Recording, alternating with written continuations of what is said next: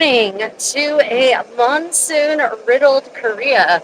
We have been experiencing some amazing floods lately, and it has resulted in stunningly beautiful mountains and a raging river. So I thought while I take a walk this morning, I would go ahead and live stream to show you what's been happening here and discuss tips and tricks for enjoying traveling in Korea and Asia and anywhere else that you all might have questions about traveling to, and also to report some really depressing bad news for passengers and customers in the travel industry. The race to the bottom continues unabated. So let me go ahead and flip the view so you can see what I'm seeing, and then let's get down to it.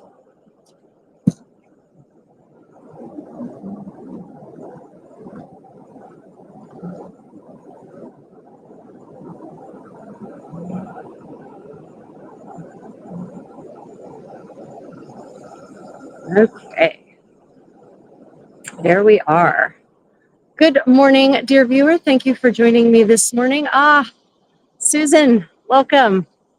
Yeah, it is crazy here this morning. Oh my goodness. I was not expecting to see what I am now seeing when I got down here to the river. Uh, it is, yeah, the damage is pretty impressive. There are so many reeds here. I don't even know if there are any reeds left in the river. It's pretty incredible. But for that, it's really created this amazingly beautiful mountain view. As the mist rising off the mountains is just gorgeous. So yeah, it's been a beautiful several days. The the trick about monsoon season is that as long as it's actually raining, it's actually extremely pleasant in because the temperatures are cool. I mean, it's humid, but I like the humidity. And it's, the rain casts this beautiful calm over everything. It's really lovely. Unfortunately, it also means that when it stops raining, it becomes brutally hot. And this morning, we still have monsoon cloud cover. I expect, though, according to the forecast, that within a couple of hours, the clouds will melt away and yield to the brutal power of the sun. So, yeah. So, travel news this morning.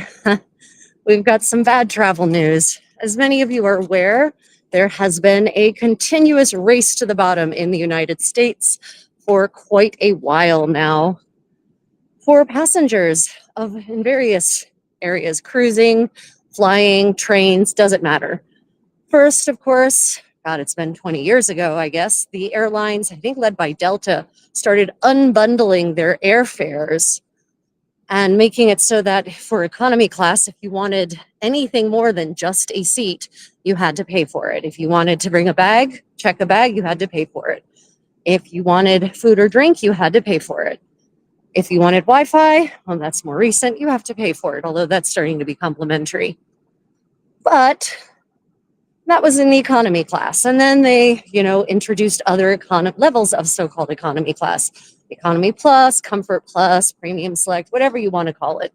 Different grades whereby supposedly it gave us, the passengers, the choice to choose how much we wanted included in our fare. What it really gave them, though, was an opportunity to jack up airfares by charging the same one, from one day to the next, your fare, a $300 round trip ticket, went from including bags and food and drink to the next day being still $300, but not including food and bags. Well, Delta has had the brilliant idea of unbundling business class now. So you can buy a $3,000 round trip ticket, $4,000, probably $5,000 round trip ticket in Delta One, and it will no longer include lounge access. It will no longer include bags. It will no longer include food. You will now have to pay a la carte to add those to your fare.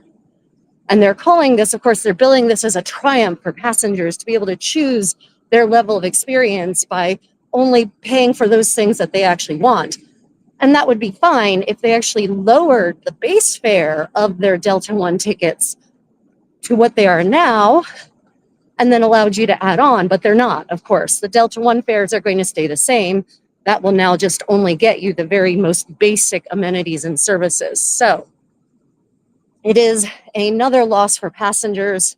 And not only has Delta announced it, Delta has announced it and has started rolling it out apparently. And United has announced that they plan to follow suit, which is pretty typical. Delta comes up with a bad idea to ruin the passenger experience and make things more expensive, and then United follows along. So yeah, the airline industry in the US continues to be a total shit show for passengers. Asians would never accept this. Yeah, the audacity is disgusting. I am actually kind of furious because the gaslighting, the messaging on this is total garbage and nonsense. Presenting it as a perk for passengers, it is not. It's a perk for shareholders who get more shareholder value out of the company. Venture capitalists are absolutely ruining so many businesses in the United States. Airlines, cruise lines. SpongeBob, hello, good morning. I am here in a monsoon-soaked Daegu, South Korea, just enjoying a beautiful walk along the flood-torn river that apparently it flooded so high that the streets up there were actually flooding from the river. Not from the rain itself, but from the rainwater in the river. So I noticed that the mountains were beautiful and misty, and I thought I would strike out this morning and talk about the latest and terrible travel news and just give everyone a taste of what a beautiful world monsoon Korea can be. You can see the mud that's all over the river mud. That's basically all over the path now. Delta is dumb. Who would fly without free luggage and food? I wouldn't. I'd use a foreign airline. Yeah, unfortunately. So it was the American Airlines back in the early aughts who first implemented the fee for checking bags on trans-Pacific, well, on any flights, but especially on the transoceanic flights. And within a couple of years, the European carriers have followed suit, charging to check bags in economy class. But now I think it's super cheeky to charge $3,000, $4,000, $5,000 round trip for a ticket and to not include food, beverages, and baggage in that. That's, it's one thing to have a $300 round trip fare, okay, but multiple thousands of dollars, that's absurd. Absolutely absurd. So this river flood happened during the medieval sewing party yesterday. Yep. Well, we've had happily multiple days of monsoon rains. I love the monsoon rains. It is a beautiful world when it's monsooning, especially in a big city where it can be loud, where the air can sometimes get a little polluted. The rain cleans everything away. Fortunately, the rain's cleaned the river. So now what was the detritus in the river is now the detritus on the river path. I was pretty surprised when I noticed the reeds that have been literally ripped out by their roots. And in some cases, I didn't realize reeds had such big roots. Yeah, so, and of course, the airlines are not the only ones who have taken a big downturn in what they're offering their passengers. Cruise lines have also made this move. When I started cruising 20 years ago, room service was complimentary on every cruise line. It was just understood that room service was complimentary. And then apparently I stopped cruising anyone but Cunard, so I wasn't tracking this. But over the years, an increasing number of cruise lines have started charging for everything. Everything, every bit of food you order is a la carte, including room service. And just 2 months ago, Cunard announced that as with immediate effect, and I mean with no time for passengers to change their bookings if they didn't like the announcement, with immediate effect, they would start charging for room service. So people who booked 3 years ago, under terms and conditions that included complimentary room service, they no longer were eligible for that. And it wasn't even, at least with the airlines, if they change their terms of carriage, it has to be from new bookings going forward, not for previous bookings. But not with Cunard. They decided with immediate effect. The CEO of Carnival is a shit show. She is a venture capitalist That's what I'm looking for, buzzard, as far as I can tell. And all she cares about is extracting shareholder value out of any company she's run. And so now she's trying to get maximum shareholder value out of Carnival Corporation, under which Cunard falls. And so she's decided the bad idea fairy told her, well, let's get rid of complimentary room service. Now, granted, still breakfast is still included in that, but breakfast hours only run from 6 to 10. And I don't know about you, but when I'm on a vacation, 10 a.m. is not a time to be awake and eating. Maybe a time to be awake, but I'm not ready to eat something on a vacation until, well, okay, I don't eat my first meal until 1 or 2 p.m. anyway. But either way, 10 a.m. is, not enough time to have a nice leisurely brunch on your vacation. So Cunard has also now already made it, implemented this non-complimentary room service. Lots of very angry passengers because, as I said, they booked understanding that things would be very different. And now they're getting less value for their money, quite literally.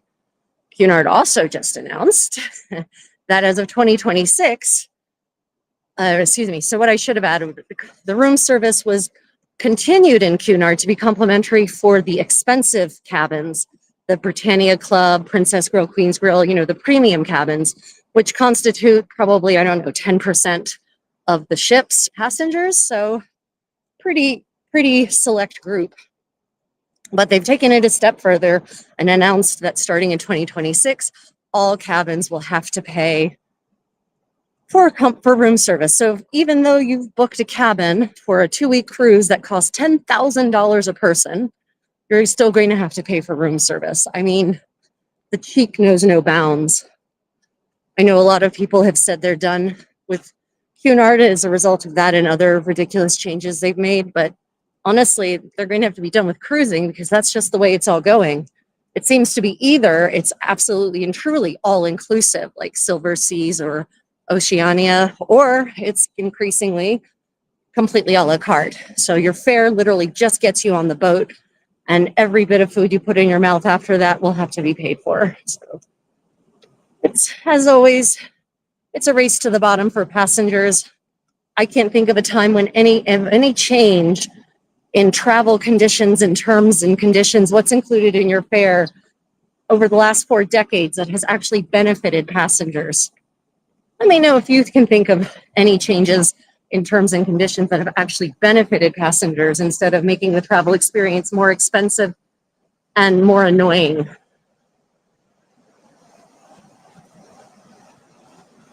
I am a she. Bonez, thank you for asking. But not a cockroach, but a buzzard. Yeah, I was thinking a carrion bird, Susan, something that feasts off of the flesh of the dying, the dead. Although that's kind of an insult because buzzards are actually a very important part of our ecosystem. No, not an insult to her, an insult to buzzards. Yeah, cockroach is probably pretty accurate. So it has not been a good several months in the industry, in the travel industry, for passengers. It's where the stock market is literally killing companies because, of course, once these venture capitalists extract every last bit of value they can out of the company by basically ceasing any production or services that actually are positive for the customer experience, they then sell their shares and leave behind a dead husk of a once formerly great enterprise. Look at that mist up there.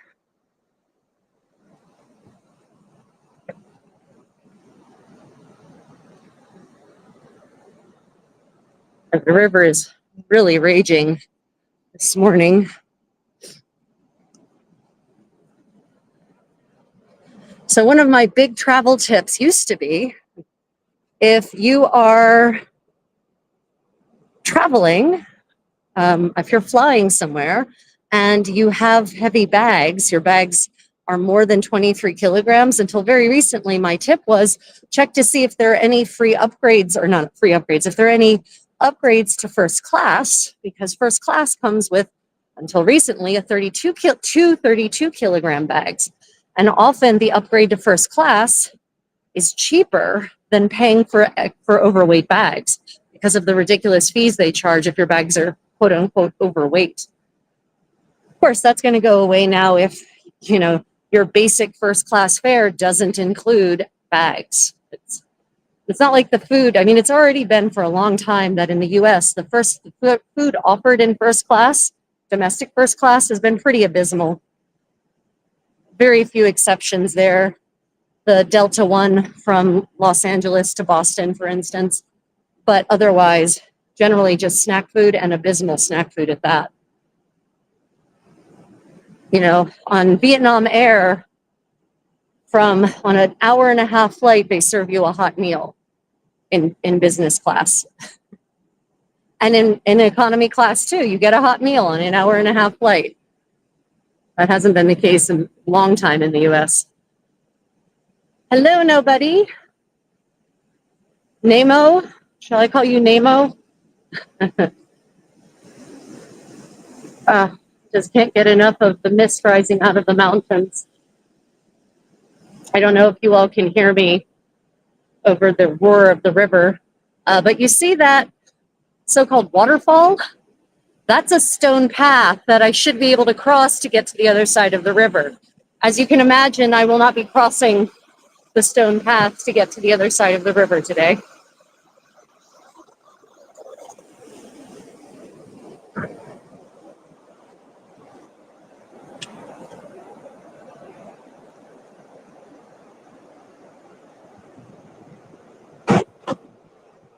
So if you have any questions about travel, any travel tips you're looking for specifically, pop them in the chat and I will happily answer them.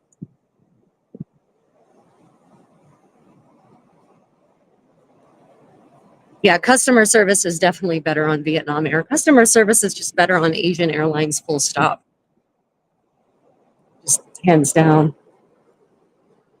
So here in Korea, all of these mountains are covered in Buddhist temples of various sizes. So if you ever go hiking in the mountains here, you will encounter Buddhist shrines, Buddhist hermitages, and even full-out temples, some of which are over 1,000 years old.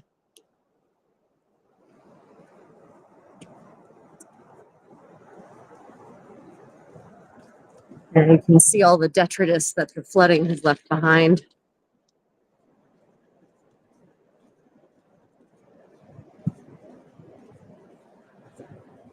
My flight to, I will be hitting the airways once again, starting on Monday for those of you in the Americas, Tuesday for those of you in the Asia part of the world. And I will be flying on Ava Air, which is one of the two carriers of Taiwan. I love Ava Air. They are fantastic.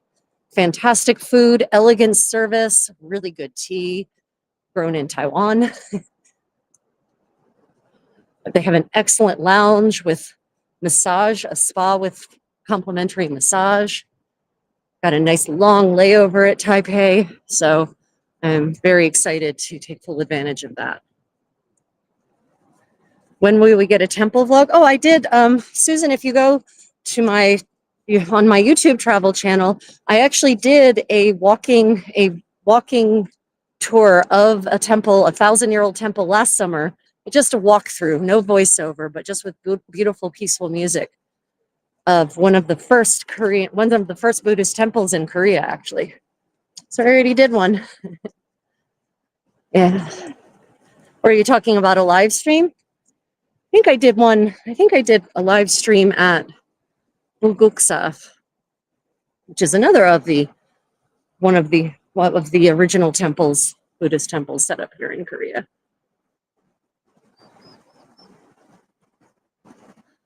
For those of you who are thinking about international travel in the next couple of years even, I recommend going and getting, if you're in the US, well, if you're anywhere, but especially if you're in the US, go and apply for your passport now. The US government is a total shit show. And things like passport processing are now taking imminently longer because of the ridiculous cuts and the indiscriminate firings of employees without examining the work they do, how much work they do, and if that work needs to be done.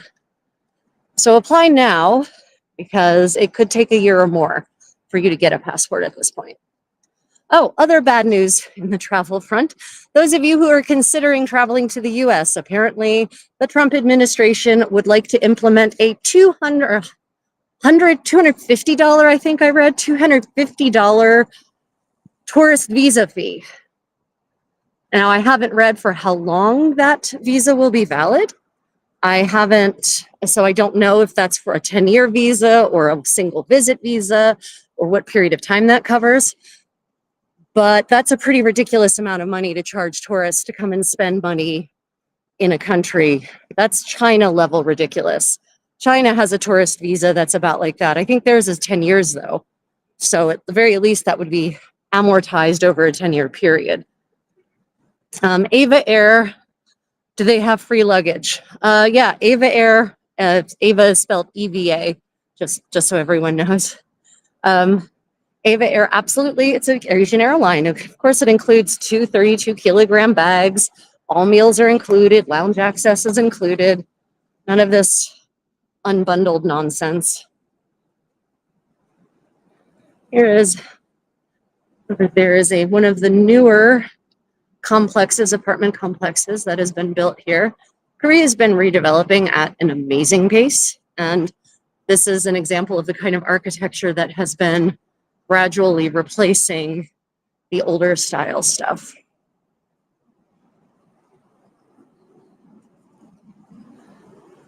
Yeah, I probably will get to another temple no, for certain. For certain, I will be getting to a temple in the autumn here in Korea, because that is when it's foliage season and the temples are up in the mountains. And so the mountain foliage is absolutely iridescently stunning. So I will definitely be doing some kind of live stream tour walkabout of maybe Hyeonsa. We'd actually like to go and take the hike up the mountain there. There's this beautiful hiking trail that goes along the creek from the parking at the bottom of the mountain all the way up to Hyeonsa, which is a UNESCO World Heritage Site. And the foliage along that trail will probably be breathtaking. So you might hear a lot of heavy breathing because it's uphill the whole way, but it would be worth it.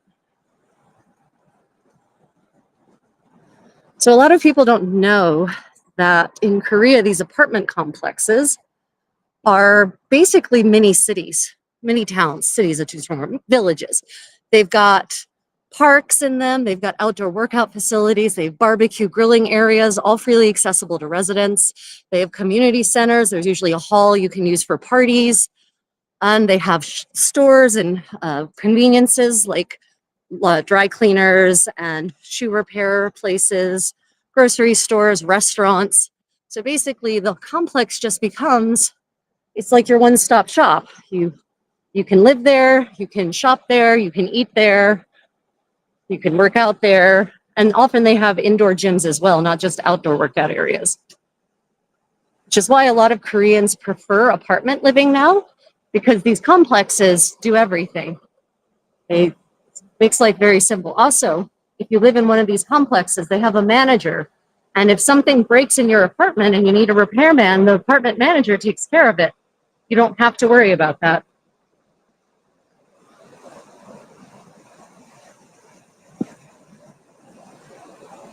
Yeah, ginkgo leaves. Hey, you mentioned the yellow of ginkgo leaves, and there are no ginkgo leaves along this trail, strangely, now that you're talking about ginkgo leaves.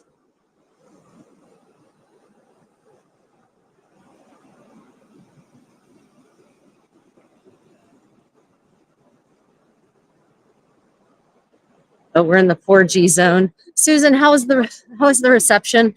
The back end of this trail has pretty bad reception, actually. So I just noticed we're down to 4G. And of course, one of the things that makes Korea so wonderful is the public toilets. So they are clean and maintained and have toilet paper and sometimes beautiful music piped in. And they're frequent in all these public parks, all Korean public parks, public walking areas, all of them. They're completely well populated with free public restroom facilities, also safe. So good to great, great. Okay, fantastic. Like I said, I'm now back in the we're almost at where the sidewalk ends in not metaphorical Shel Silverstein sense, but in a literal sense. So the reception, we're at basically practically outside of Daegu at this point. And so the reception is not super great.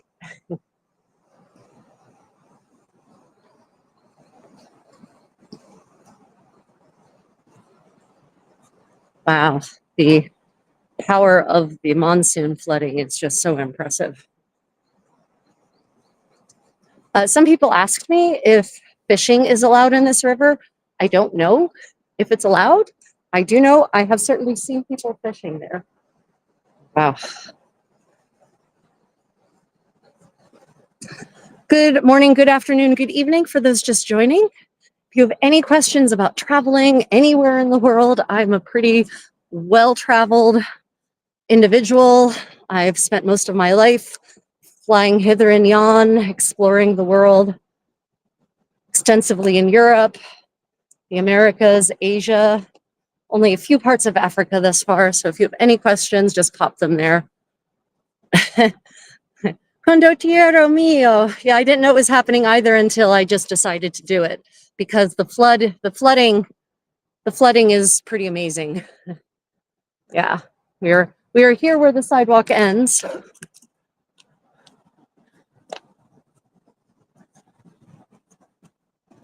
Yeah. Oh, you haven't seen anything yet. The water is the flooding. This whole riverbank, Handsome, was underwater. Apparently, heavily underwater. When we turn around and go back the other way, you're going to see the mud that's covering the walking trails, the paths. One of the things I love about Korea is that no matter where you are near mountains. It is. Okay, almost everywhere you are near mountains. We actually did live in one spot in Korea, Pyeongtaek, which is a marsh, literally. Not pejorative, it is a swamp. And it definitely did not have mountains. So here, where the sidewalk ends, there is this lovely little miniature garden just sort of as a like the little secret prize for making it to literally the end of the sidewalk.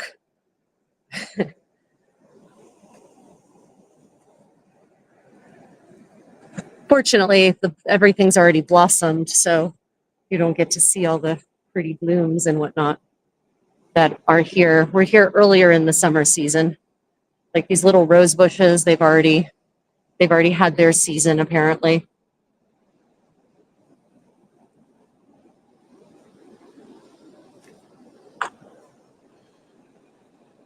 So yeah, it's not at its peak, but I think it's just a lovely little extra thing to provide. You've made it to the end. Get this lovely little turnaround point, and then you can continue on the other way.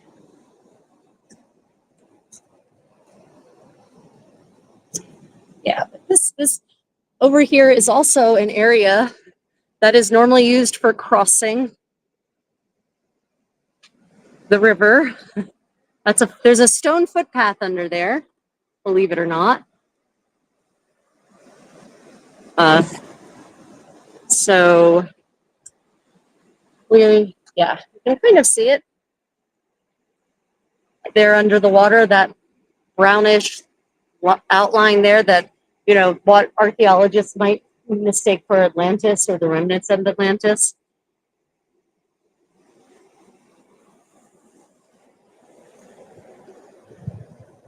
Benson, what other questions have we been getting from people in the comments? I was trying to remember. Oh, I recently saw a very sad post cruise tip. So you know how when you have a flight. Everyone knows that you show up 2 to 3 hours early for your flight to check in and be there in a timely fashion. Okay, cruises are the same. On embarkation day, if you see somewhere in the literature that the cruise departs at 4 p.m., that is not when you should be there. You should be there many hours before that. Unfortunately, someone misunderstood information that they were given on a Cunard cruise a couple of days ago.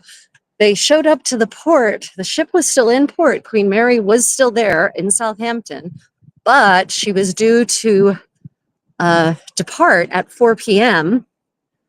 And they were told, sorry, but you have missed embarkation. We can no longer embark people after this point. And so they actually had to make arrangements to get from South. Thankfully, it wasn't a transatlantic. Otherwise, that would have been it. It was a Norwegian Fords cruise. So they had to make arrangements to get from Southampton to the next port in Norway on their own at their own expense. It's a very sad story. Apparently, this must have been this party's first cruise. She was cruising with her elderly mother. And somewhere in the literature, she saw the time 3 p.m. And I'm not certain, no one has been able to figure out what this 3 p.m. was because she didn't come back and tell us. But, double, triple check. Call the cruise line. Ask them when you should be there. Just double check. If it's your first ever cruise, but I will tell you that if departure is at 4 p.m., you need to be embarked by usually 2 hours before departure. And embarkation is different than just getting back on the ship, right? Because if you're out at a port on your cruise and you go off into the port and you explore and you get back on, you've already embarked, you've gone through the embarkation process, you've gone through customs, you've gone through the immigration process if you're going to a foreign country, to foreign countries. But if you're embarking, there's a whole lot of initial things that need to be set up. And also part of embarking in a country to go to another country is going through passport control. And those officers aren't there the whole time that you are there, that the ship is there. Passport control officers are there at passport control for a very specific window of time. And once embarkation is done, i.e. the time for embarkation is over, those passport agents go away. And so you aren't actually allowed to embark at that point because you can't go through immigration, which I think is what happened to this poor woman. So there is an airport at Southampton. Not many airlines fly in and out, and the flights generally you have to go to another country and then connect. Like you can take KLM to Amsterdam and then another connection up to Norway. But she basically had to make arrangements to get a last minute flight to get her to Norway so they could embark there in Norway. Of course, that also means Cunard would have to make arrangements for passport agents to hypothetically be there in Norway to embark them there. I don't know what Norway's arrangements are with the UK in terms of passports and whatnot, because Norway is not part of the European Union. Little known fact.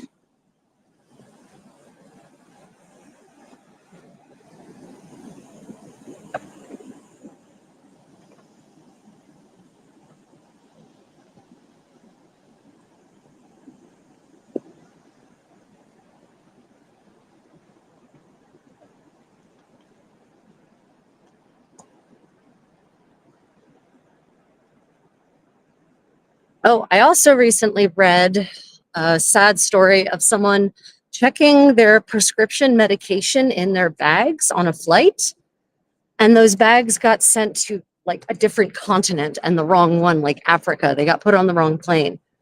And they, meanwhile, did go to their destination. But unfortunately, their destination was not their home. It was the place they were visiting, and their medications were pretty special. And not the kind you could just go and get re-prescribed. I'm talking like cancer drugs or something like that. And so my tip is, everyone, if you've got prescription medicines, they should be on your person. And not even necessarily in a rolling bag behind you. I mean, on a bag that stays on your body with your whole trip, like a backpack or a satchel or something. Because it can be, Great Britain isn't, it's a good point, Susan. Great Britain is no longer EU either. But they might be Schengen. I don't remember if they're Schengen or not.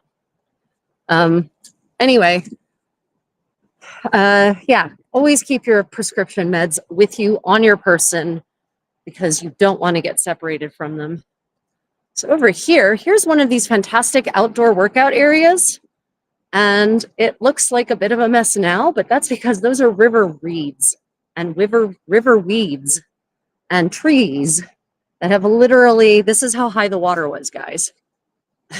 There's the river over there. It's super high right now, but the river was really flowing hard and high here. So there's going to be a major cleanup effort. I really feel badly that I don't have time to take advantage of all the freshly harvested reeds and make brush mats or something like that. Yeah, this must have been. Now, the amazing thing about this flooding is that this river is highly controlled. They have dams, controllable, raisable, and lowerable dams, adjustable dams all along. So the fact that it flooded like this anyway is remarkable and shocking. But it gives you an impression of what it was like in places, I mean, not just Asia and Europe as well, before they had any control of the rivers to speak of. You know, if it flooded, there were mass casualties. There was no two ways about it. For those of you who've been, I haven't seen this here so much in Asia, but if you go to the big European rivers in any given city, go down to the river bank, usually in a spot where there's a bridge, an old bridge, like a medieval bridge, you can actually see the historic markings for flood levels because they started marking that back in the Middle Ages. They would actually incise the flood markings onto like the town hall, because frequently along those European rivers like the Rhine and the Main and the Neckar, the Seine, when they flooded up to 1 or 2 stories in the town. So you can actually see the historical record of these flood levels and maybe really appreciate how awe-inspiring in the sense of terror nature really can be and must have been for people in the pre-modern world. Still is, frankly. If you've ever been in a hurricane or a tornado, you'll understand what it means to feel completely powerless. Oh, wow. Wow, the flooding actually uncovered these walking stones. So this is a walking path that had been laid a year or two ago, and nature basically took it back. Grass kind of crept over it, and the flood actually peeled back a lot of the grass, the sod that has just kind of crept over top of it. Wow, that's interesting.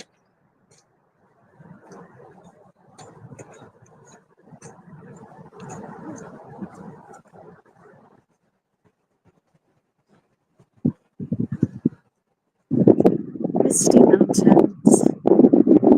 I almost didn't get out this morning for this walk because I've been awake since 4 a.m. for some ridiculous reason, and I really was hoping I could convince myself to go back to sleep for at least an hour or two, but it really is such a beautiful morning. Cool air, the overcast, the tumultuous, disquieted river.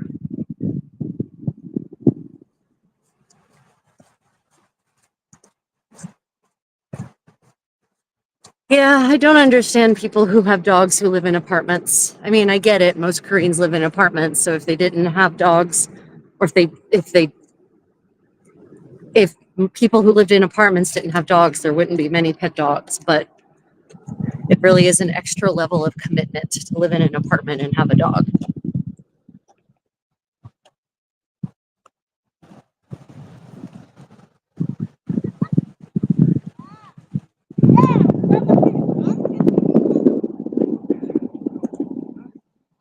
So for a lot of people, Korea is not on their travel radar for whatever reason. You know, when people think Asia, they think China, They think Thailand, they think Japan. Vietnam these days is getting increasingly popular with Western tourists, but almost no one ever thinks about Korea, which is fascinating as an oversight because Korea has fantastic infrastructure, it's clean, it's well developed, signs are in both English and Korean, public transit that's affordable and easy to navigate using apps that are also available in English. A lot of people speak English here now. And so much history, so many beautiful mountains to hike, museums that are free most of the time,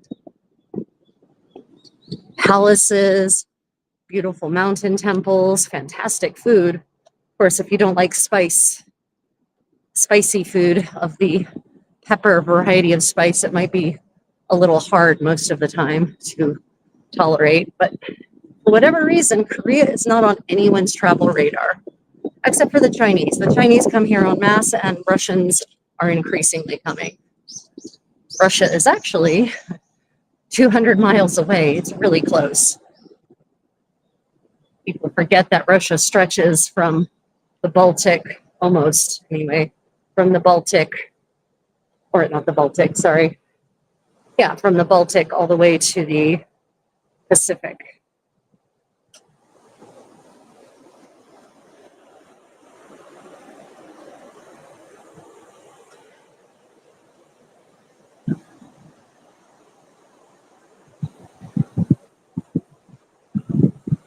Oh yeah, the tombs are also amazing.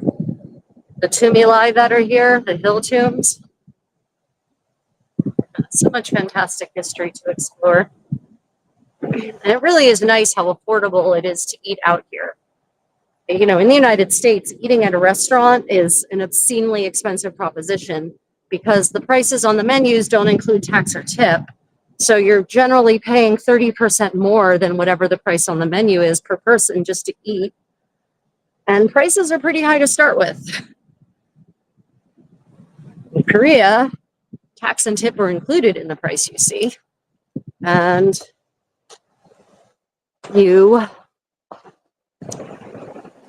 food costs are pretty low anyway.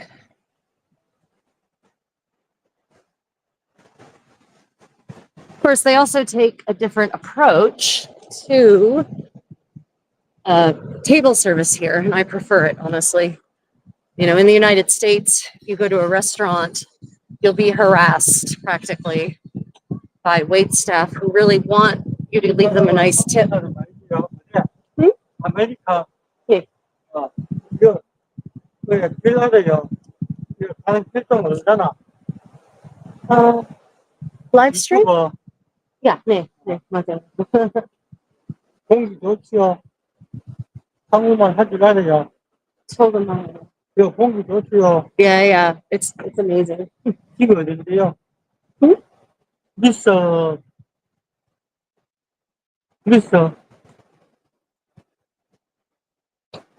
Your name is Oh, Rachel. Rachel. Age 45. 45. 미국 어디야? 네, 미국 사람. 미국 버지니아. Delaware. 네? Delaware. Yeah, no one knows Delaware. Small state. 한국 친구 있어요. 번역 브랜드. Yes, I have many Yes, yeah. Korean friends. 네.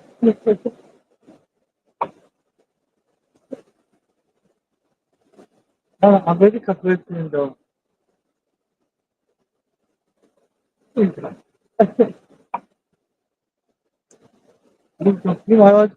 Yeah, yeah.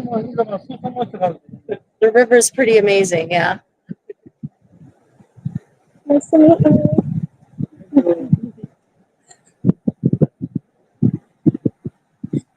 Yeah. So where was I? Tombs. Sorry, a gentleman was trying to, I think, hit on me actually. Anyway, hard to tell because his English wasn't that good and his Korean was very dialectical. So I'm not particularly good at the Daegu dialect, even though I should be better at understanding it. Actually, I've discovered, because all of my Korean friends, or 99% of my Korean friends, are women, I've discovered that I have some issues understanding when men speak Korean because they speak differently and they have a different accent, interestingly. Anyway, what was I thinking? What was I talking about, guys, before that distraction? Oh, traveling in Korea, right? Food here, restaurants, inexpensive, good. Yeah, can highly recommend. You know, the high-speed train from Seoul to Busan, so from one end of the country to the other, takes 2 hours, well, 2.5 hours now, and only costs about $45 US one way. And trains here are clean and fresh, and they're smoke-free and just generally wonderful. So you don't need a car. If you come to Korea, don't bother with a rental car. You won't need one. Between the buses and the trains and the taxis, you can basically get mostly anywhere. There are a couple of sites that for which you would need a car, but especially if it's your first visit to Korea, you know, there's so much else to see that doesn't require a vehicle that I just don't recommend it. My theory on why Korean men have a different accent. Not a theory, it's actually a known fact. Korean is a gendered language, and I don't mean that in the usual sense. I mean that women, historically, they have different ways of speaking, literally, than men do.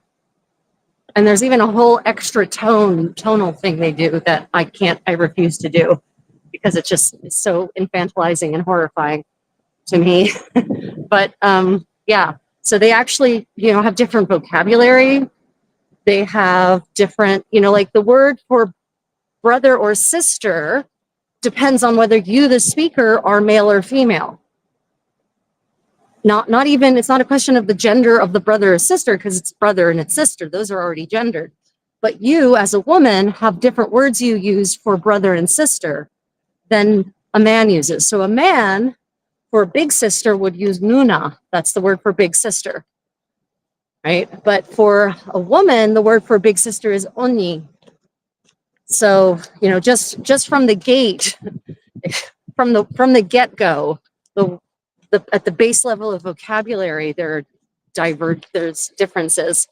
And then the intonation and the manner of speaking it is as well. And I'm confident that in part this probably might have been influenced by Neo-Confucianism. I don't know enough about pre-Joseon Korean to know when that level of differentiation arose, if, you know, in middle Korean or old Korean, if they were using differentiated vocabulary like that. Be interesting to chart, though.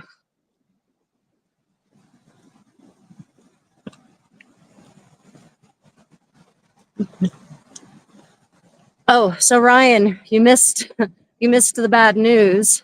I'll repeat it because I certainly have new people. Oh, also, please don't forget to like and subscribe for those of you who've joined in. Bad travel news. Repeating for those who weren't here at the beginning of the stream, and most of you weren't. Delta came up with the bad fairy idea of reducing the passenger experience and raising prices without people realizing they're raising prices by unbundling business class fares. So what this means is that, whereas up until like 2 weeks ago, if you paid $5,000 round trip for a ticket on Delta One to Europe or Asia, that would include lounge access, that would include meals, that would include 2 checked bags, 32 kilograms each. But Delta has decided to, so quote unquote, let the customer choose their level of experience by unbundling it. So now you have a basic Delta One fare, which includes nothing but your seat. If you want lounge access, you have to add that on. If you want meals, you have to add that on. If you want alcohol, you have to add that on. If you want checked bags, you have to add that on. And I guess you're going to probably realize, dear fellow travelers and those with travel interest, that Delta has not lowered its fares at all. So the fare that 2 weeks ago, say $5,000 round trip to Paris, included everything, lounge, food, drinks, baggage, is now the same fare that includes nothing. And Delta is working really hard to spin this like some kind of passenger benefit, but it isn't. It's just another way to offer less while charging more.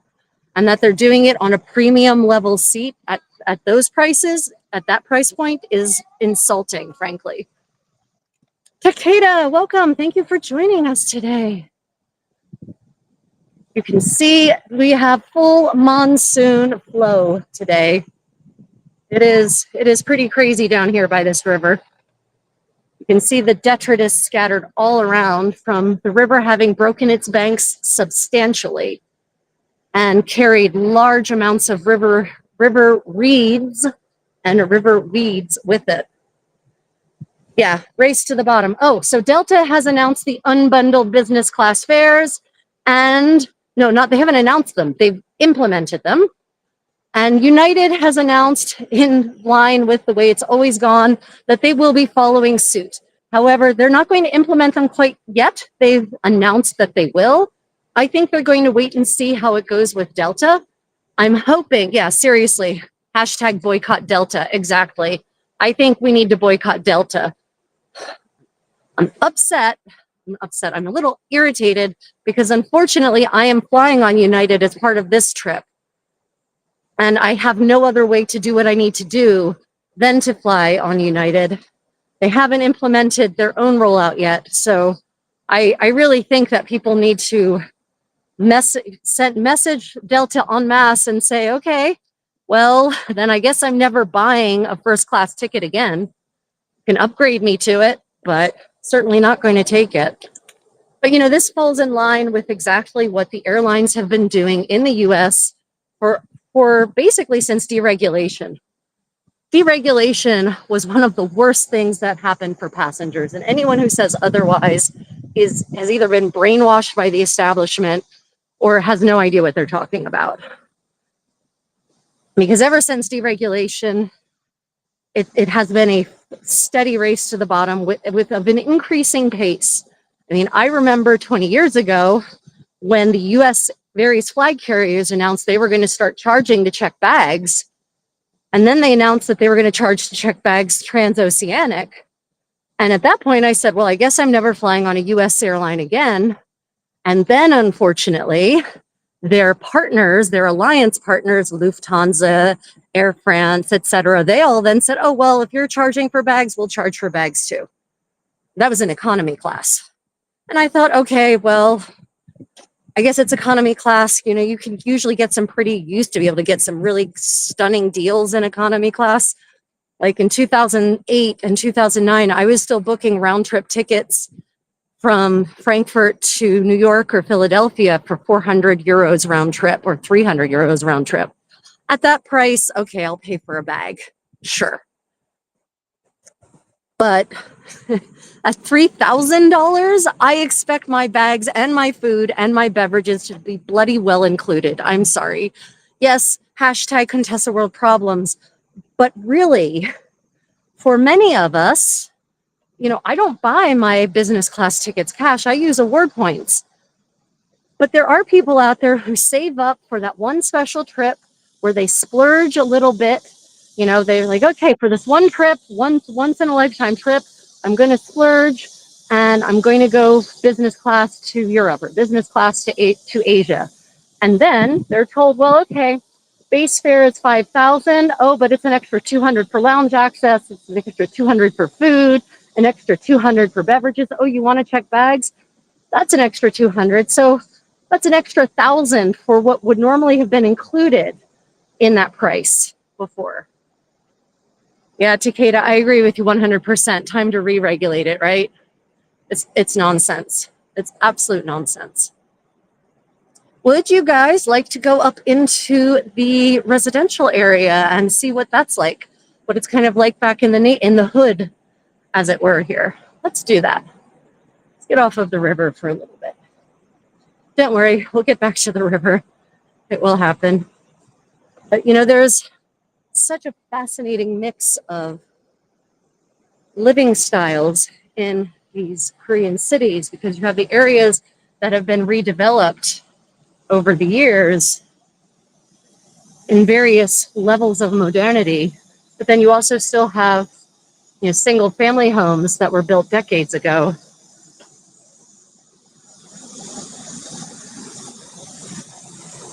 Yeah, Takeda, what I'm hoping is that somewhere along the line, some airline gets the brilliant idea that, hey, okay, if you're going to do this to your passengers and all these customers are now angry and disillusioned, now that's an opportunity, right? That's a serious opportunity to launch your own airline or maybe start offering certain benefits, right? That actually need to get through the apartment complexes. Benefits that these other airlines are no longer offering. But you know, even Southwest just recently broke faith with its base of passengers, right? Southwest mantra for decades has been, we will not charge for bags, we will not charge change fees. And now they've changed all of that. They're charging for bags, they're charging for change fees. And the thing is that their fares were not cheap to start with. You could occasionally get a good Southwest fare for not very much money, right? If you booked in advance and it was the right city combination. But for most routes that I've ever looked at flying, I always had to pay what amounted to basically the same amount as a commercial, as Delta or United, but I didn't have to pay for bags, right? That was the clincher. And now Southwest has announced, well, you know, we're going to charge for all of that. So basically, there is no distinction anymore. So how on earth are they going to compete? So I really hope that some airline, I don't know, maybe it'll be American. Maybe American will be the savior. Who would have thunk? Steps up and says, oh, well, you're doing that. Well, we won't. And markets themselves on still offering a good customer experience without nickeling and diming to death. Yeah, I remember when Southwest was the low price airline as well. Let me see. Hold on a minute. Let me just scroll back through the comments. Did your feline overlords leave anything for you at 4 a.m. this morning? No, surprisingly, they did not. They're a little upset because I've gotten them this great new cat food that is literally just fish chunks, whole fish chunks, and it doesn't have any of the fillers or flavor enhancers. So, you know, they think their throats have been cut. So here we are in a nice little neighborhood. I love walking through these neighborhoods because, you know, there's a little bit of imagination that has to go into it. You have to wonder what's behind these gates. Apparently there's a dog behind that gate. Don't have to wonder too much, but talking about the architecture. And in many cases, so like this is a single family home here, right there, 2 stories, right? Like this looks like a nice place. I would like to live here. Right on the river, mountain view, cute little courtyard. Look at that. Look.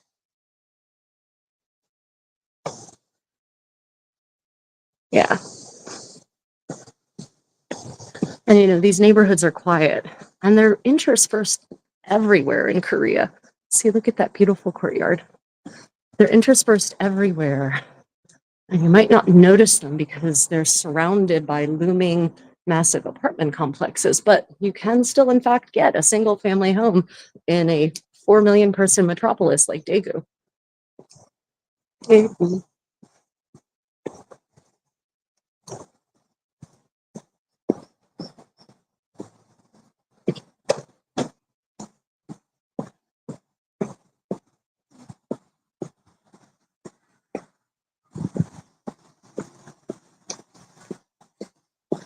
Yeah, I have to say, ooh, honeysuckle. Look at the honeysuckle. There's a bumblebee. There's a bumblebee. Bumble, bumble, bumble, bumble. And other things that aren't bumblebees.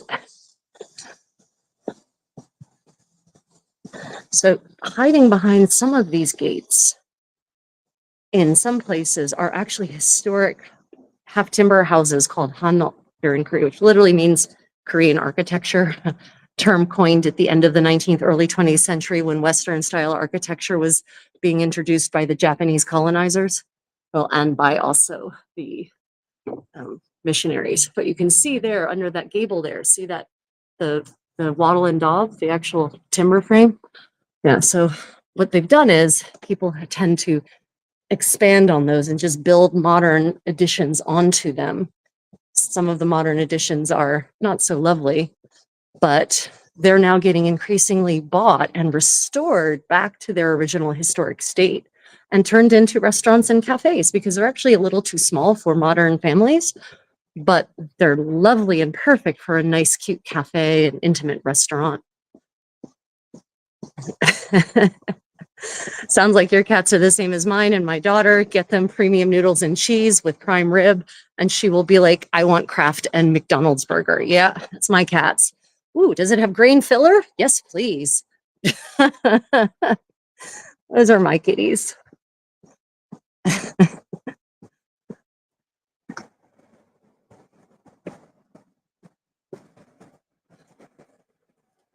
So Peugeot there's several major companies in Korea that build the developers, I guess we call them, that construct and build these complexes like these. And they actually, so you'll see multiple Peugeot complexes or multiple the Sharp complexes, multiple Lotte Castle complexes. So just knowing the name of the complex is not enough to get you to the right complex because there's at least 4 of those in any given city. As recently, I thought I had told a friend which Lotte Castle to meet me, and I don't think she heard me, so she went to the wrong one. Of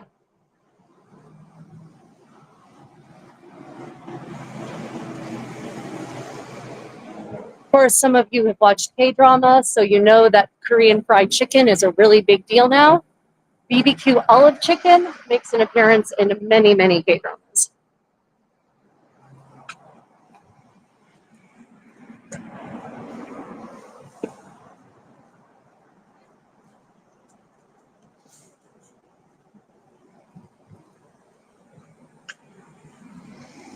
Let's go back into the quiet of the neighborhood. I'm not a huge fan of traffic noise myself.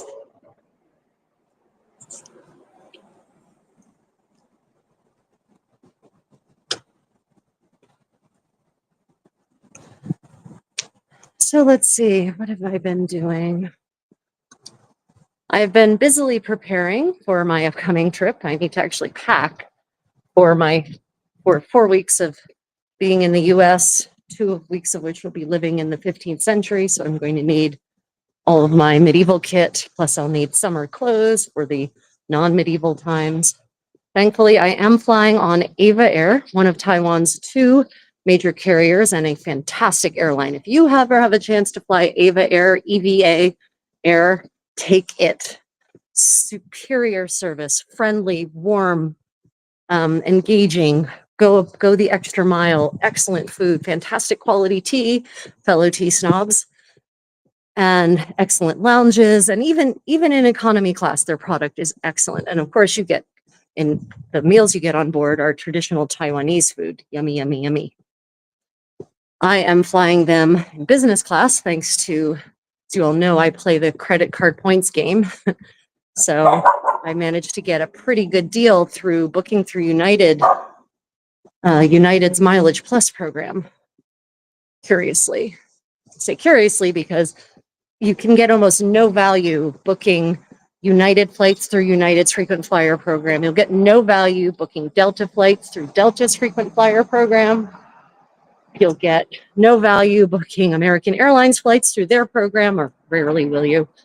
But using their programs to book partner booking award flights, that's where it's at. Okay, so up here, you can see that is a Hanok hiding there behind this ugly wall. You can see the eaves, you can see the tiles. That's what I meant by they're here. They're still here, a lot of them. Apparently, Daegu actually was spared heavily during the Korean War because it is basically a mountain fortress, the city. It is surrounded on all sides by pretty steep mountains. There are some rivers that access it, but you have to go through mountain passes. Basically, the river goes through a mountain pass, and you will literally just be killed by anyone who is sitting up in those mountains waiting for you. So, Daegu itself, actually, unlike the rest of Korea, which was basically leveled during the war, Daegu itself survived pretty well. So many of its historic homes are still here. They've just been swaddled in various additions over the decades to increase the floor space and make them more modernly comfortable. Unfortunately, most of those additions were not done with any kind of eye for aesthetic value. So they were added on for practical reasons. And as the what I call the rich flight happened in the 70s, 80s, and 90s, that being the rich people moving out to these new fancy apartment complexes, that meant that the people left in the downtown areas in the old homes were much less well-moneyed and didn't have the resources to keep those homes in any kind of good shape.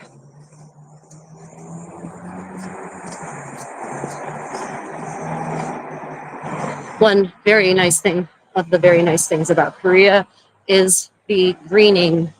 They have been greening cities like crazy, so there are trees everywhere. And these, my dear friends, are ginkgo trees. So in the autumn, these are going to turn, and actually probably starting in about a month, these are going to turn bright yellow, and it will just be this stunning display of lacy, leafy yellow, golden yellow leaves everywhere. Also accompanied by a stunning stench of ginkgo berries. So ginkgo nuts are delicious. The berry that surrounds the ginkgo nut is foul, to say the least. Absolutely foul.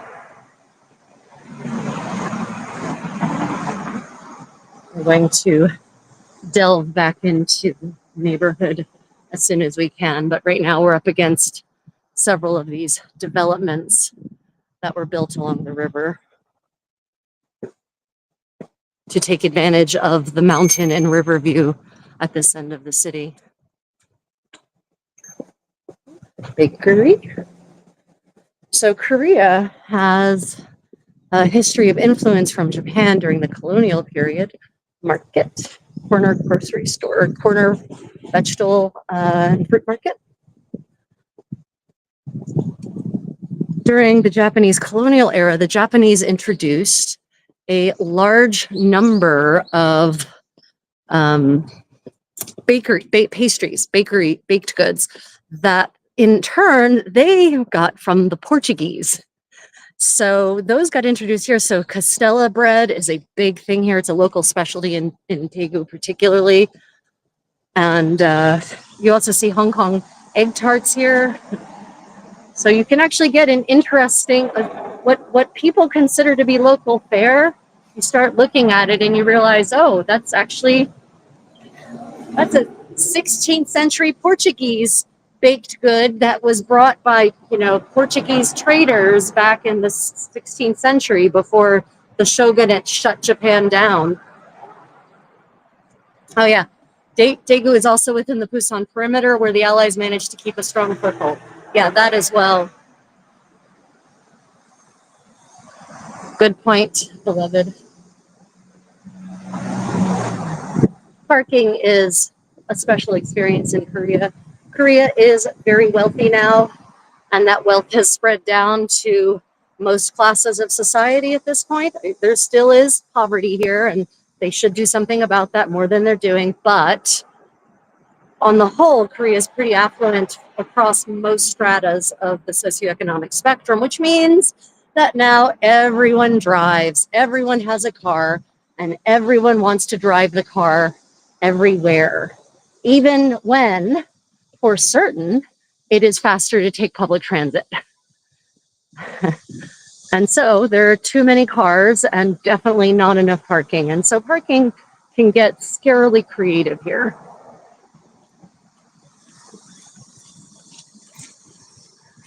Yeah.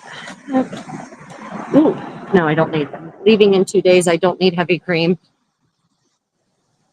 Tip for Korea, if you are here and you need heavy cream for whatever reason and you want quality heavy cream, Daebak Mart is your baby.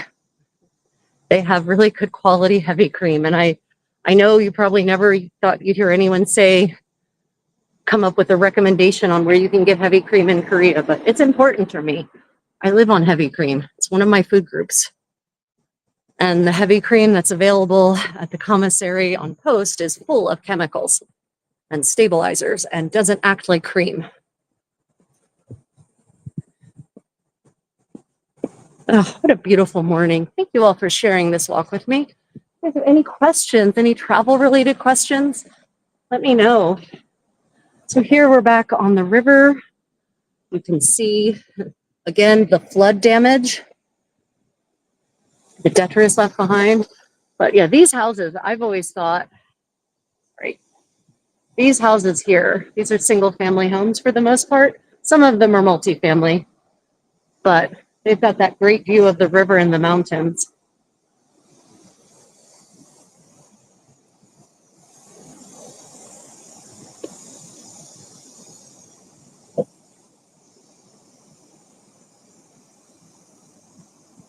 There are, of course, as you may guess, multiple cafes along the river here that specifically take advantage of the river and the mountain view. Unfortunately, many of them are mediocre at best, but there is a nice one that opened up. It's behind us, though, at this point. That has its own roaster, coffee roaster. So they actually roast their own beans. Koreans have, even though historically it is definitely a coffee culture or a tea culture, should be anyway, Koreans have absolutely, we have to go down at this point anyway. Koreans have absolutely adopted coffee as though it had been theirs for millennia. And of course, in typical Korean fashion, they've taken it to the next level. So, you know, you might even say they probably do coffee roasting better than Ethiopians do. Typical stuff. So if you like coffee, then you'll be very happy in Korea. They have extremely good quality coffee at the cafes. But if you are a morning coffee person, you are going to be so out of luck here. Koreans do not go out for morning coffee. They don't go out for breakfast either, by the way. Breakfast is an at-home thing here. So if you need a morning coffee, you'll have to go to a 7-Eleven or something like that. You're not going to be able to go sit at a nice cafe for a breakfast pastry and a coffee unless you can wait until 10 or 11 or even noon in some cases. So yeah, just keep in mind that when you travel the world, not everyone's morning customs are the same as yours. And if you have specific needs for, oh, I must eat at this time, I must have a coffee at this time, then you need to pre-plan and make arrangements for that. You know, maybe the night before, go to a grocery store and get one of those chilled iced coffees that are, you know, sealed and packaged, and you can just have it waiting for you in the morning. Get foodstuffs from the grocery store. In Korea, convenience stores have quality food, shockingly, and you can get actually decent kimbap at the convenience store, sometimes ready-made meals of a pretty damn high quality. And convenience stores are open earlier and later than restaurants are. If you are gluten-free, and I mean gluten-free, if you're celiac, because I'm not talking about people like me for whom it's a lifestyle choice, or for whom gluten is just kind of makes life not so pleasant, but doesn't kill me nearly. If you are celiac, you should make sure that you have a little card. There are some key phrases. You can find them on the internet. If you look up gluten-free phrases in Korean, make sure you have them on a card. Many people do speak English enough to understand you, but you want to be perfectly clear so that if you go to a restaurant, you can ask, is this a gluten-free restaurant? Now, it's not going to be certified as such, but traditional Korean cuisine should be naturally, well, used to be gluten-free. In the last 100 years, especially since the Japanese colonization and then the, you know, American presence, Western influence, there's been an increasing number of gluten products working their way into Korean cuisine. You know, pancakes are no longer made with millet flour, but are instead made with wheat flour, cheap wheat flour, things like that. So make sure you have a card, and then you can, you know, express to the restaurant owner exactly what it is you need, and they'll be honest. They don't want to hurt you or poison you, and they will definitely tell you, oh no, we can't accommodate that, and you can go on to another place. Takeda says, I love seeing other places. I would so much like to travel abroad more and take my family. It just gets so expensive these days and getting worse. Yeah. So Takeda, then Asia is the place for you. uh, Asia, especially, I mean, Korea is pretty inexpensive, honestly, especially for dollar earners.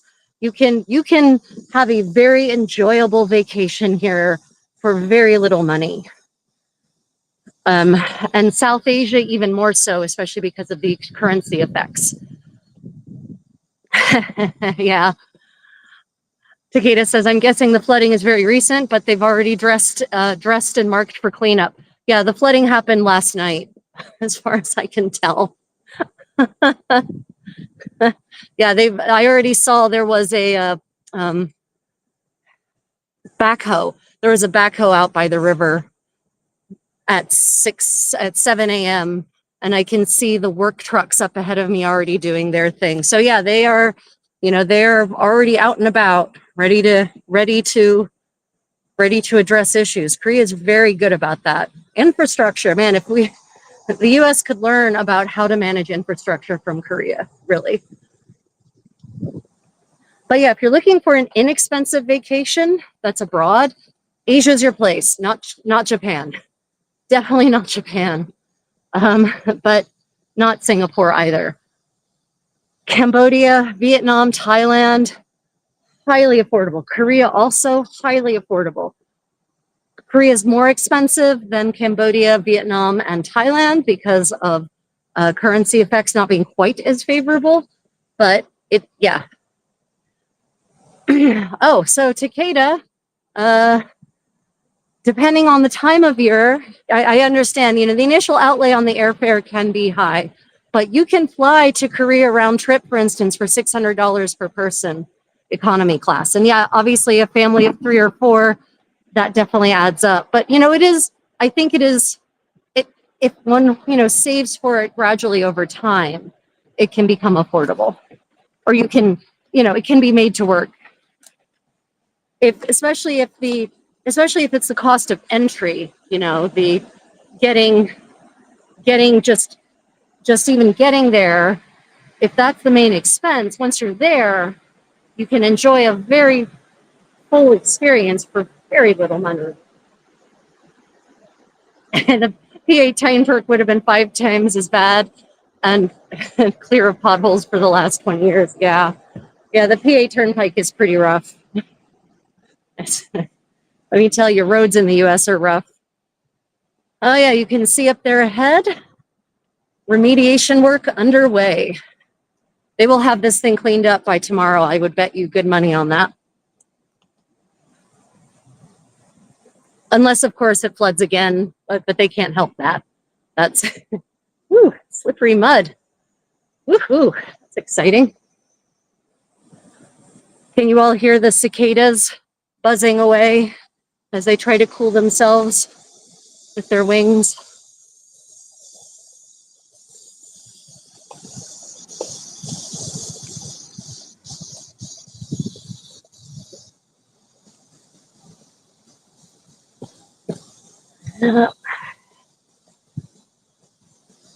I also assume they want to get this work done before the real heat hits. Yeah. I don't know, Handsome. If there were otters, they're probably in Busan by now. So these rivers, this river over here is a tributary of the Nakdong River, and the Nakdong basically flows from Seoul to Busan. Unfortunately, there are hypothetically otters in this river, and there's even an otter sanctuary that they built upriver back where the sidewalk ended. But when we did actually see an otter, he actually came close to me and sniffed me curiously and then went on his way. That's been 2 years ago. So we haven't seen one since then. Yeah, the stone stepping bridges that are actually sprinkled across this river at regular intervals, they should probably be accessible by tomorrow. I mean, it's a question of how much they can control the stream, really. I think at this point, there's just still so much water.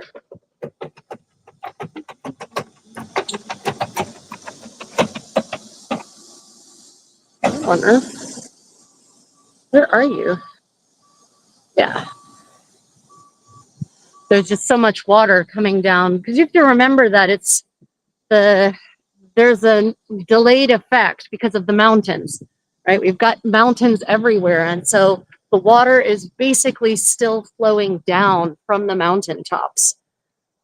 So that's where they can't control it. They can control it once it's in the river, but it's the input, the ultimate input, that is harder to stem, as it were.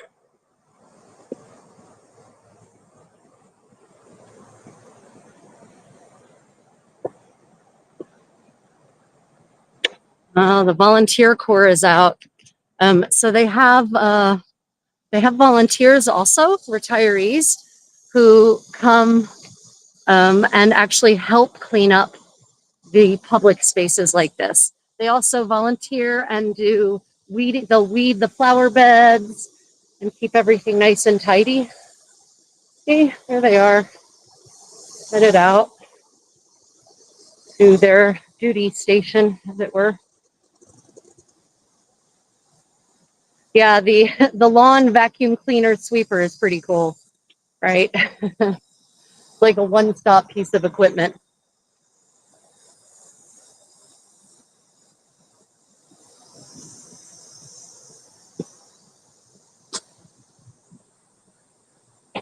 Hey, Takeda, it's what, I consider myself your avatar, everyone. If you see something you would like to examine more closely, tell me and I will walk over to it, as long as I don't get savaged by someone's dog.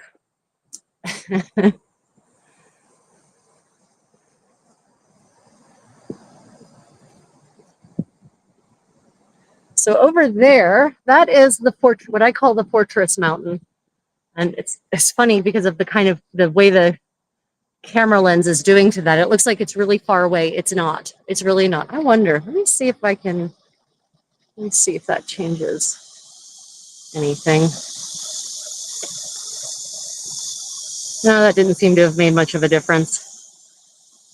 So that over there, hidden under those trees, is a Joseon era fortress, mountain fortress. If you go to my walking channel, I have a walking with the Contessa channel. I just posted a hike up that mountain, actually. Beautiful morning hike, and you can actually see the ruins of the fortress. And it is ruins. I mean, ruined ruins. It's literally piles of rocks, but still. Here is the mugunghwa. That is the national flower of Korea. The hibiscus. I love the mugunghwa. And it is mugunghwa season. So we have beautiful hibiscus everywhere.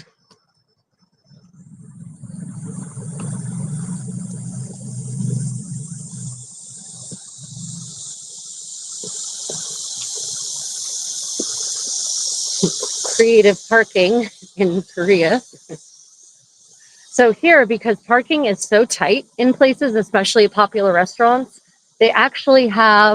people actually have their phone numbers, for their cell phone numbers are actually posted in their windshields.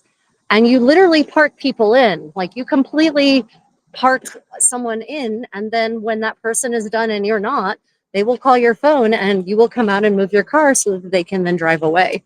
And it's just, people are so polite about it. There's no problem. No one is frustrated. Everyone's all happy. It's not considered an inconvenience. It's just understood that if you want the privilege of driving your car everywhere instead of taking the affordable, fast, and convenient public transit, you're going to pay the price of having to be interrupted in the middle of your meal to let someone actually drive away. All my Korean friends tell me that I know much more about Korean public transit than they do. They don't even have T-Money cards, apparently. Oh, T-Money cards. So if you come to Korea or in any country, Korea specifically has something called a T-Money card, which is like a kind of, it's a front-loaded card. You put money on it. You use it for public transit, all public transit, including taxis, by the way, buses, taxis, metros, not the trains, not CoRail. There you would have to actually just use a credit card, but still. And most countries have something like that.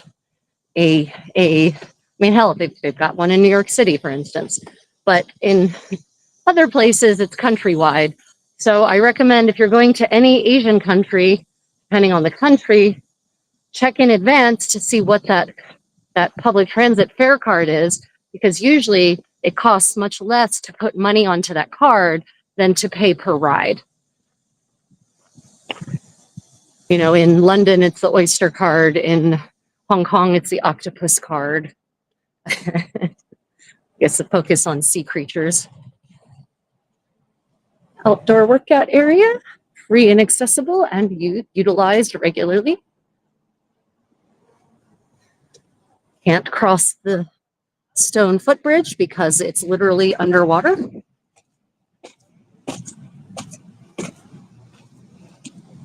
So instead, we'll cross the river on top.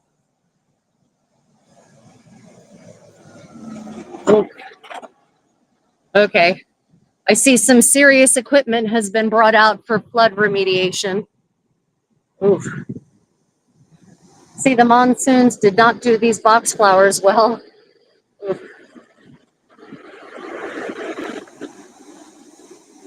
Yeah. The amazing mountain views here. Just always like to pause and appreciate them.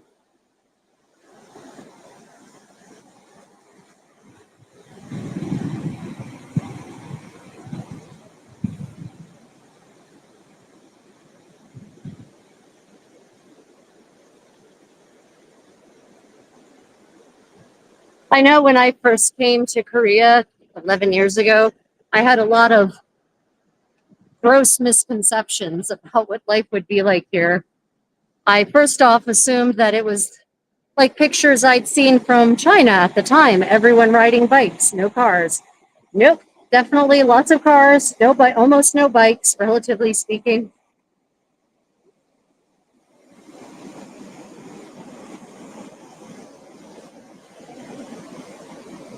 I assumed we would get to live in a beautiful historic home.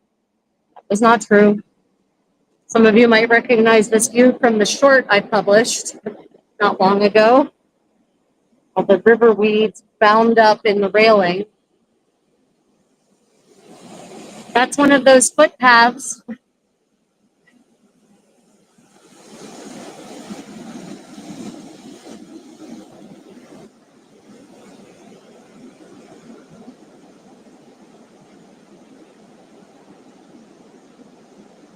Oh, and the floods are, so you see this metal railing here?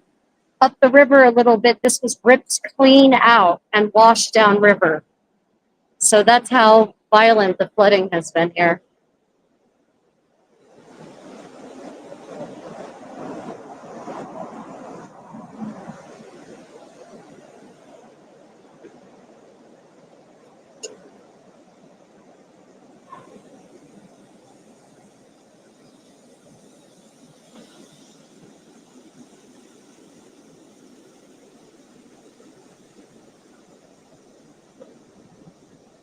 So if you ever come to Korea for any length of time and you make friends with Koreans, understand that this is still a sharing culture. So what I mean by that is that, for example, if you go out to some site together, let's say you're going sightseeing together, everyone is going to bring some yummy snack food to share.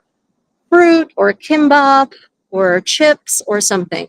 So make sure that you remember to bring something to share. You know, my friends will prepare tea or coffee and actually come with little cups for everyone to be able to have some of it from the thermos. So I've now myself gotten in the habit of making certain that I bring a contribution for the invariable communal picnic. And also remember that food in Korea has been historically scarce. And so part of their celebration of affluence and comfort is to eat as often as possible. And I don't mean large quantities. I mean, like once every hour or two, you just stop and nibble on something. And you do it together with friends. We've even had it, our very first ever Hanok stay at one of these historic Korean, 500-year-old Korean academy, actually, that's been turned into a bed and breakfast. Very first thing we ever stayed at when we got here 11 years ago, there was a Korean family also staying there, and they were from the city, and they had never gotten to spend an overnight time in a historic Korean home like this, the Hanok.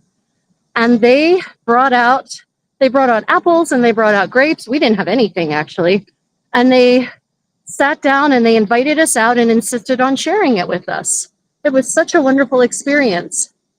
That was also the first time I realized that fake grape flavor is an actual real grape. Because the giant purple grapes they had tasted like fake grape flavor. And they were the kind that you actually pluck them out of their skin. So it had a thick skin, and you took pressed the grape between your thumb and forefinger and squeezed, and the grapes popped out. Oh yeah, they've got grapes here. Grapes are very popular here, extremely popular. The most popular grape is the super duper expensive Shine Muscat grape, which I actually like. They do look like little plums, but they're not.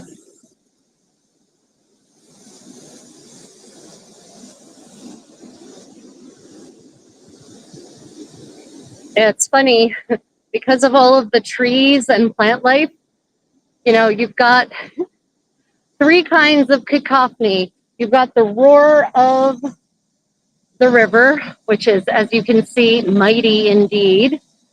You've got the cicadas who are whining about the impending heat. And then hypothetically, you have the roar of vehicular traffic. So it's certain ways, I guess, the worst of all worlds. It's the loudness of the country and nature combined with the loudness of a city.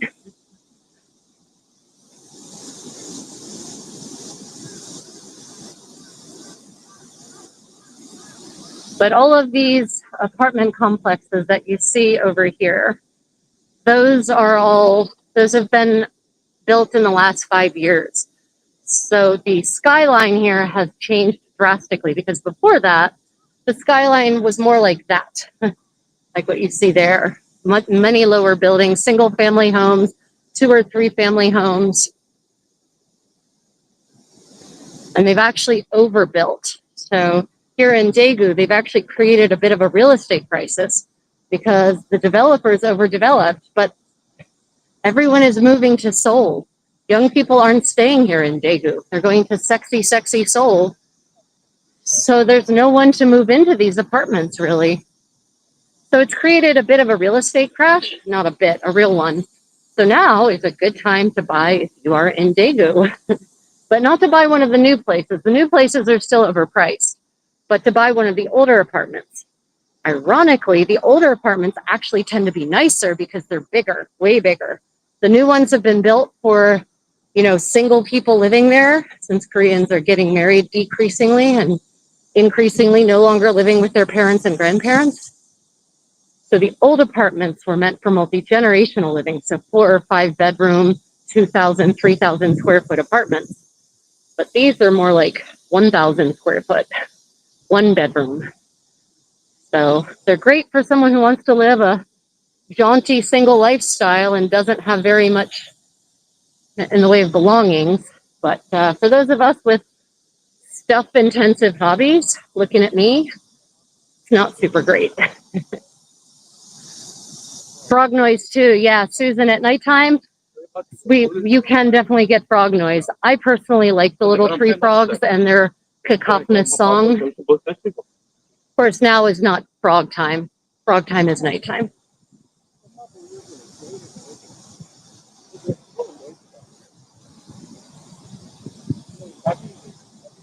All these trees are new. They just planted them in the last year. So we have here, this dirt area over here is a barefoot path. And barefooting is becoming super popular in Korea. I actually enjoy barefooting myself. And they're building these everywhere. They're building them in the forest, they're building them on the mountains, they're building them by the rivers. And in true Korean fashion, they're actually providing them with the facilities so that you can actually, there are foot bathing facilities. You can actually wash your feet when you're done with your barefooting and put on your shoes so that your feet are clean to go into your socks and shoes again. So if you like barefooting, then come to Korea and enjoy unlimited free barefooting in all terrains.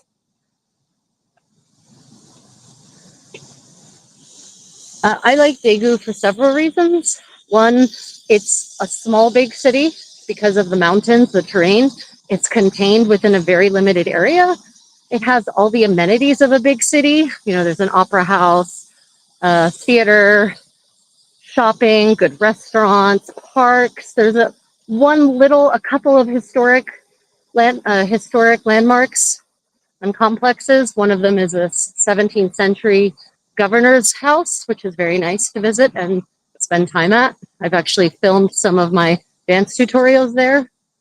And a neo-Gothic church, which also makes a good background for dance tutorials. So yeah, I like Daegu too. However, a lot of my Daegu native friends go up to Seoul for medical treatment. And I'm not making a poke at Daegu medical facilities. It's just interesting. There's a kind of snobbery, even from Daeguites, that Seoul is better. And if it's in Seoul, it must be better.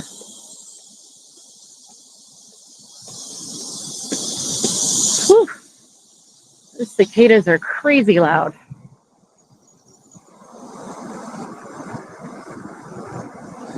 You know, you would think you would be able to see them.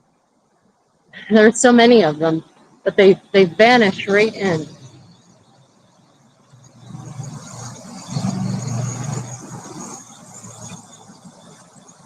Crazy intersection.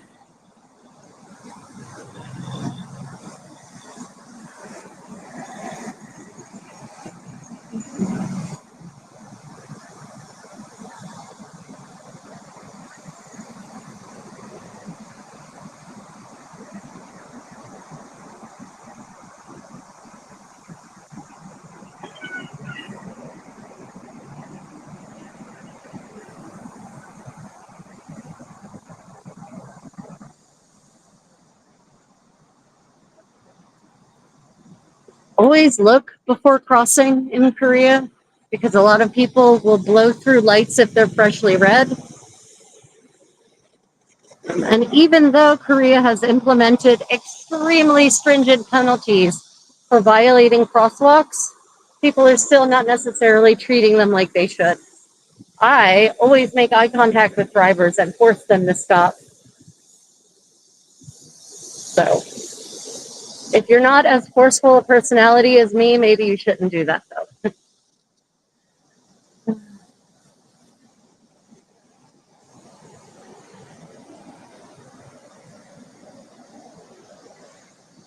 Some of you have asked about floor seating.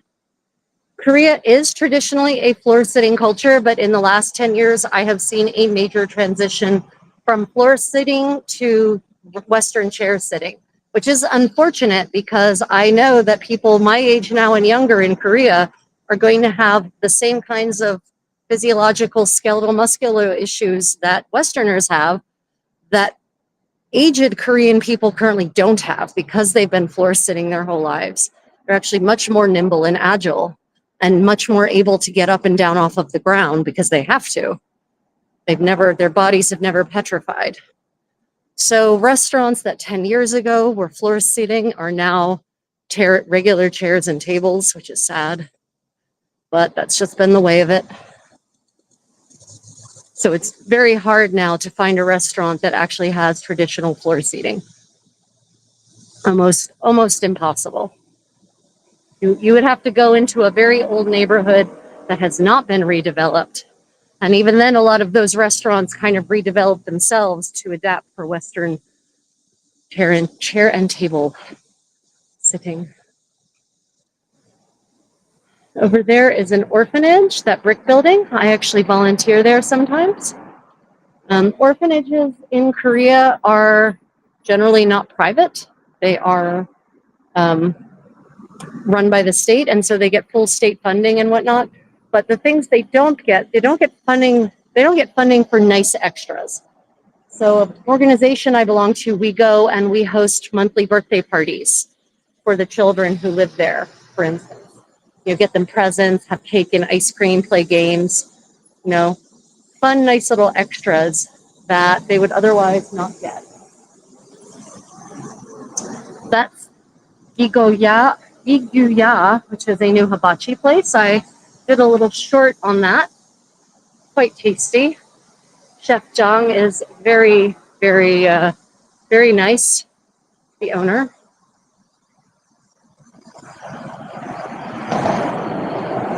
Hold on a minute.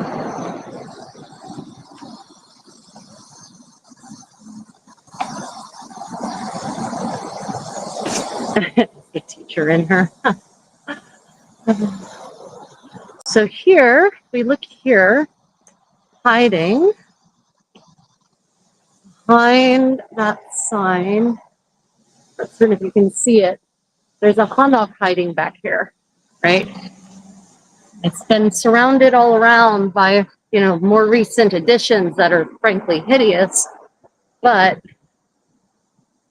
these are the sort of little hidden gems that dwell amongst the more recent architecture. You just have to know to look for the roof line. Walk down.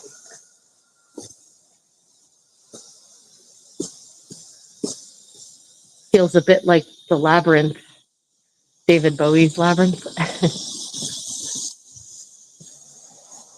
These are the sorts of neighborhoods that are vanishing across Korea. It's kind of a shame because they have so much character, but they're being bought up and redeveloped into those massive complexes. See, here is a hanok.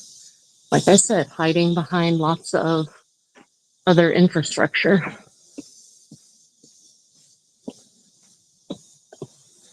Someone died and that house just recently got emptied out, I guess.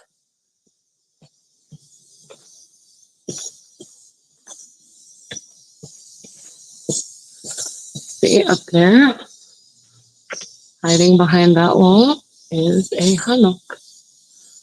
And you would never know it if you just kept your eyes at eye level, right? Because that wall certainly does not look historic, and it's not, but the building behind it is. So these are the sorts of neighborhoods that in some cases are being actually redeveloped to preserve them and turn them into a more tourist-friendly space. This place has been abandoned.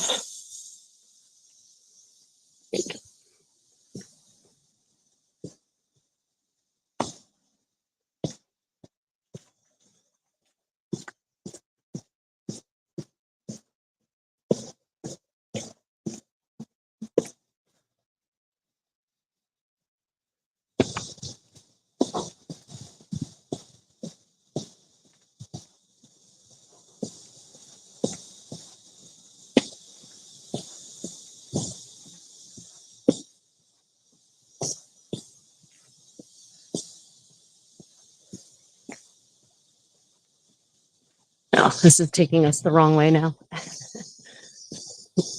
Okay. If we walk back the way we came, you'll see it from a different angle. So neighborhoods like this definitely represent a different era in Korea's history. And I guess what you should imagine is that this is how it all used to be up to about 40 years ago. little tiny winding streets like this. Maybe not quite as abandoned as some of these buildings are. Basically, what's probably eventually going to happen to this neighborhood as well, it will be bought up bit by some developer and then transmuted into some soulless modern development.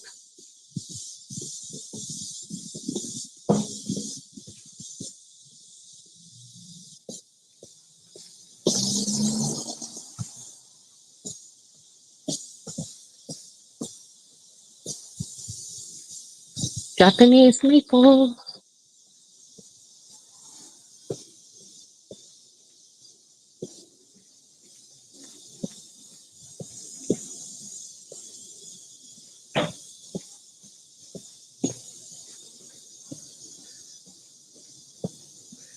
For those just joining us, we are enjoying a nice walk around Daegu, South Korea. If you have any questions, travel related or otherwise, do pop them in the live chat and I will happily answer them.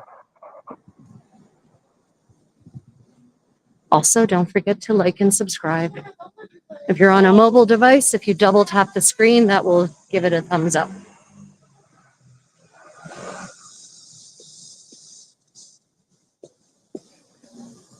If you're interested specifically in walking content, so videos of walking around exotic places throughout the world, I have a Walking with the Contessa channel, all walks all the time.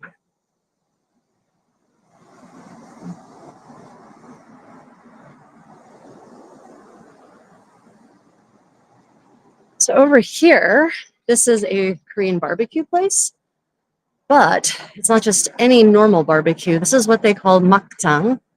Makjang is offal. It is the stomach, all things relating to the stomach. So that includes pork belly, that includes the pork rind around the belly, but it also includes the intestines. I love pork rind. Grilled pork rind is proof that God loves us. Intestines are proof that God has a sense of humor. I do not like intestines whatsoever. But basically, this is kind of a makjang street. So it's a whole row of restaurants where it's barbecued pork offal. See here, close up. You see the intestines being washed there in a traditional tub and then marinated and grilled. See, served with side dishes, of course. But yeah, me myself, I definitely just prefer. I like the rind. The rind is for me, and this is the rind right there. So yummy.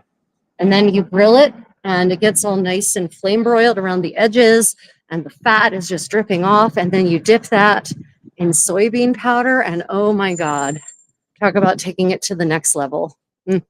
So good. Now I'm hungry. now I want flame broiled pork rind. Damn it. It's too early for that.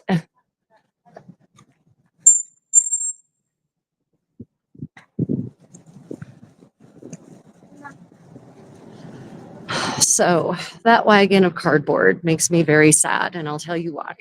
That poor woman who was working with that wagon of cardboard, she is collecting cardboard to get paid for. You can earn money from cardboard in Korea, but it is a pathetically small pittance of money. And the women who do it have had hard lives and are generally still doing it at the age of 70 and 80 and older in some cases, because if they don't, they won't have enough money to eat. And frankly, in a country as rich as Korea, that is literally a shame, and that should not be the case. But there's this moralization of poverty that's still ongoing here. And unfortunately, the regressive forms of Christianity that have taken hold here, thinking about the evangelical versions of Christianity, have continued to have reinforced the moralization of poverty that was already there from Neo-Confucianism. So, the belief is, well, you're a grown-up, you've made poor life choices, that's why you're poor. It's got nothing to do with the fact that you were born into a poor family where you were abused and starved growing up. You know, it's all about your choices. So I, the rich person, am under no obligation to do anything to help you find a better and happier place in life. Because if you were morally upright, then God or the universe would bless you with good fortune the way the universe has blessed me. Of course, the people who have that attitude never take a hard look at their lives and realize that they were certainly not born poor. So I get very sad when I see women like that who are literally broken backed. They're permanently bent over at the hips because they gave birth to lots of children and that sucked the calcium out of their bones. And yet they're having to collect trash to just make ends meet and push those heavy, heavy carts of cardboard around. It's, yeah. So just so everyone knows, my outlook on Korea is not 100% rosy. I acknowledge that there are issues here, as there are everywhere. So my love and appreciation of Korea is absolutely tempered with a full realization of the challenges that they face as a society.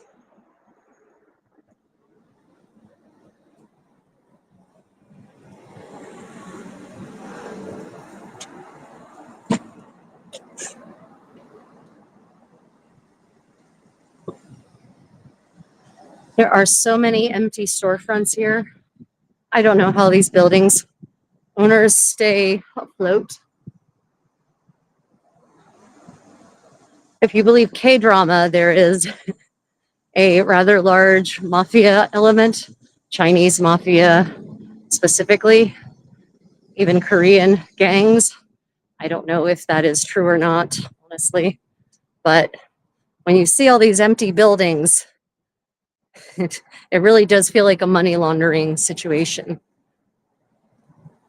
Because if rent is cash, paid in cash, then, illegal crime organizations can claim their income came from the cash rents from their actually empty buildings.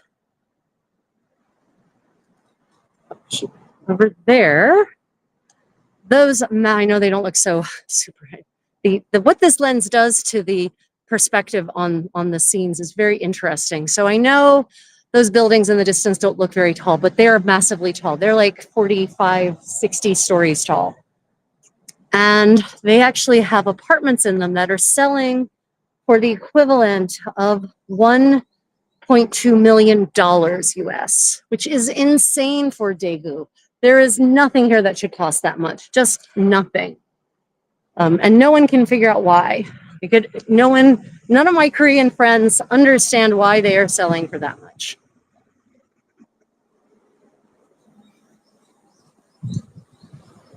This is not Gangnam. This is not any part of Seoul.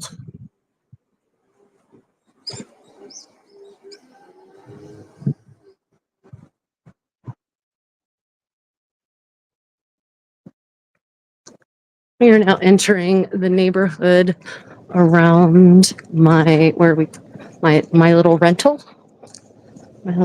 apartment.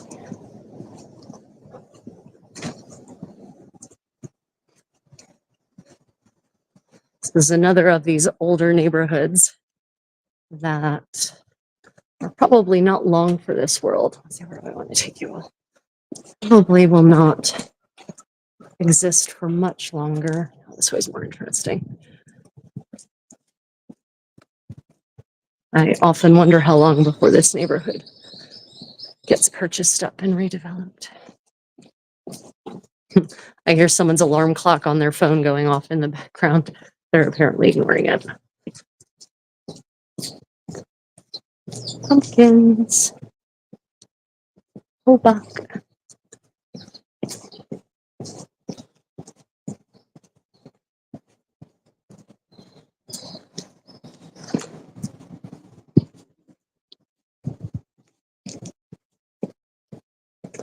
And remember, everyone, if there's anything you would particularly like to see that we walk past, let me know and I will happily go back to it.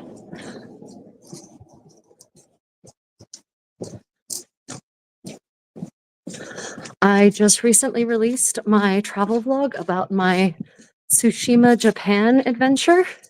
Beautiful landscapes, fantastic historic architecture, mediocre food, having nothing to do with Tsushima itself, but with the tour that I was on.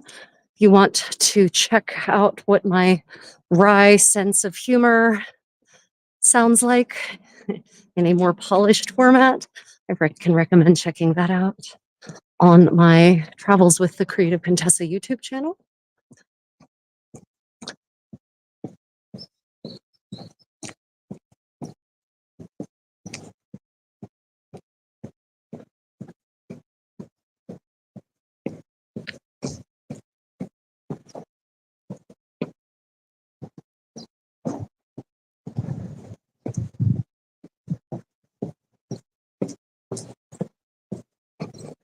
No, this is not a particularly pretty part of Daegu, so to say, but it is a real part.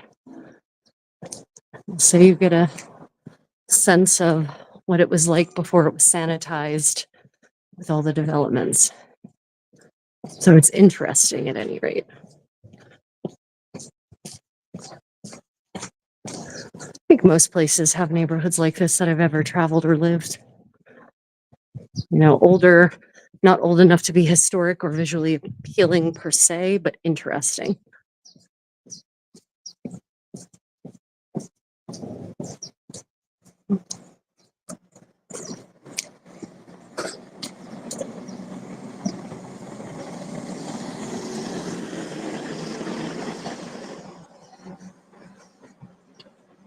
Okay.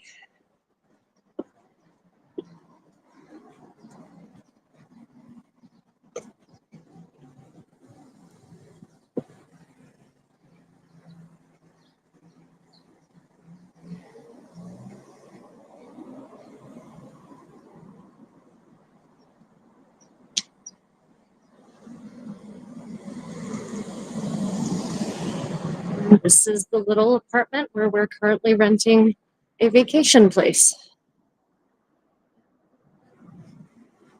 Okay.